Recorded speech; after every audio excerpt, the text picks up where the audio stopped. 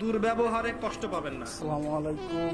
যখন কাছের মানুষরা আপনাকে কষ্ট দিবে এবং কাছের মানুষ কষ্ট আপনাকে দিবেই, কাছের মানুষরা আপনাকে বেশি কষ্ট দিবে জীবনে, তখন আপনি কষ্ট পাবেন না যদি আল্লাহর জন্য ওদেরকে ভালোবাসেন। সকালবেলা যে আমি তো আল্লাহর জন্য এই কাজগুলো করছি, বাইরে যে তারা শুকরিয়া আদায় করলেই বা কি আর না করলেই বা কি, অবস্থা, তখন আপনি কষ্ট পাবেন না। দূরের অবস্থা। দুইজন ব্যক্তি যারা আল্লাহর জন্য পরস্পরকে মহব্বত করে, এই দুইজন মানুষকে আল্লাহ পাক আরশের ছায়া ছায়া দিবেন। পারা যাবে ইনশাআল্লাহ। দুর্ব্যবহারে কষ্ট পাবেন না। যখন কাছের মানুষরা আপনাকে কষ্ট দিবে এবং কাছের মানুষ কষ্ট আপনাকে দিবেই, কাছের মানুষরা আপনাকে বেশি কষ্ট দিবে জীবনে, তখন আপনি কষ্ট পাবেন না যদি আল্লাহর জন্য ওদেরকে ভালোবাসেন।